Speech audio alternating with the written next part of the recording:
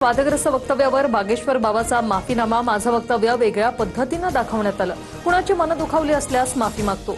बागेश्वर बाबाकडून दिलगिरी व्यक्त।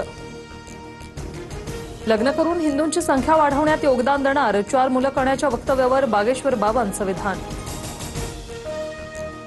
धीरेंद्र शास्त्री आणि भूषण गवई भेटीवरून राजकीय कलगीतुरा। गवईंनी आता बाबासाहेबांचं नाव घेऊ नये, श्याम मानव यांचा प्रहार। तर हे सांगणारे श्याम मानव कोण? ते केवळ प्रसिद्धीसाठीच बोलतात, मुख्यमंत्री फडणवीसांचा निशाणा। भाजपच्या बुवाबाबांकडून इतिहासाची मोडतोड। मुख्यमंत्री आणि सरसंघचालकांनी बुवाला का रोखलं नाही? संजय राऊतांचा सवाल। तर चुकीच्या विधानांचं समर्थन नाही, पण साधू संतांचा अपमान खपवून घेणार नाही, बन यांचा इशारा। बागेश्वरांना इतिहास काय माहिती, पण चुकीचा संदेश जाऊ नये म्हणूनच बागेश्वर बाबांना थांबवलं नसेल, मुख्यमंत्र्यांच्या भूमिकेवरून संजय शिरसाट यांचं वक्तव्य। रामदासांना शिवरायांचं गुरु सांगणं ही विकृती। धीरेंद्र शास्त्रींवर टीका करताना इतिहास अभ्यासक श्रीमंत कोकाटेंचं वादग्रस्त वक्तव्य। इतिहासाच्या कुठल्याही साधनामध्ये रामदासांचा उल्लेख नसल्याचा दावा। धीरेंद्र शास्त्रींच्या निषेधार्थ नागपूर अमरावतीत आंदोलन। मराठा सेवा संघ जिजाऊ ब्रिगेडकडून आंदोलन करत निषेध। तर बागेश्वर बाबाला महाराष्ट्रात बंदी घाला, काँग्रेसची आक्रमक मागणी। नीलम गोरेंऐवजी अभिजित बिचुकलेंना विधान परिषदेवर घ्या, तृप्ती देसाईंची उपमुख्यमंत्री शिंदेंकडे मागणी। गोरेंनी पक्ष संघटनेसाठी काही काम केलं नाही, देसाईंची टीका।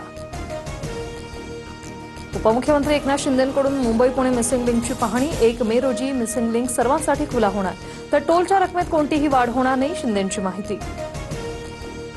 परप्रांतीय सोडून गेले तर अर्धी मुंबई खाली होईल आणि लोकांना स्वतःच्या घराचं काम स्वतः करावं लागणार, करुणा मुंडेंचं विधान। मराठी सक्ती केल्यास आंदोलन करण्याचा इशारा। एनसीआरटीने मराठा साम्राज्याचा इतिहास दर्शवणारा नकाशा हटवणं ही धोक्याची घंटा। शिवरायांच्या इतिहासावर पडदा टाकण्याचा प्रयत्न सुरू। कल्पनाराजा भोसले यांची प्रतिक्रिया।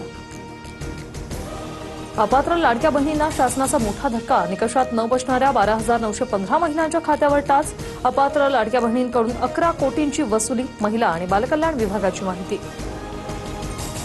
शेतकरी कर्जमाफीसाठी राज्य सरकारकडून हालचाली। 35 लाख शेतकऱ्यांचे 2 लाखांपर्यंतचं कर्ज माफ होणार। परदेशी समितीच्या अहवालानंतर राज्य सरकार पाऊल उचलण्याचे संकेत, सूत्रांची माहिती। होंदू अशोक खराच्या जीवाला जेलमध्ये धोका असल्याचा सरकारी वकिलांचा युक्तिवाद। खराचा ताबा मिळवण्यासाठी तपास यंत्रणा आग्रही। खरातला 6व्या गुन्ह्यात 14 दिवसांची न्यायालयीन कोठडी। ऑफिस बॉय नंतर आचार्याकडूनही खराच्या कारनाम्यांचा भांडाफोड। खराच्या फार्म हाऊसमधील संशयास्पद व्हिडिओ एसआयटीच्या हाती। महिलांसोबतच्या कृत्याचं सीसीटीव्ही फुटेजही समोर। उष्णतेची लाट। अकोल्यात तापमानाचा पारा 46.9 अंशावर, तर अमरावतीत 46.8 अंशावर पारा। विदर्भातील सर्व जिल्ह्यात तापमान 44 अंशाच्या पार। आणखी 2 दिवस उष्णतेच्या लाटेचा अंदाज। शिकूया AI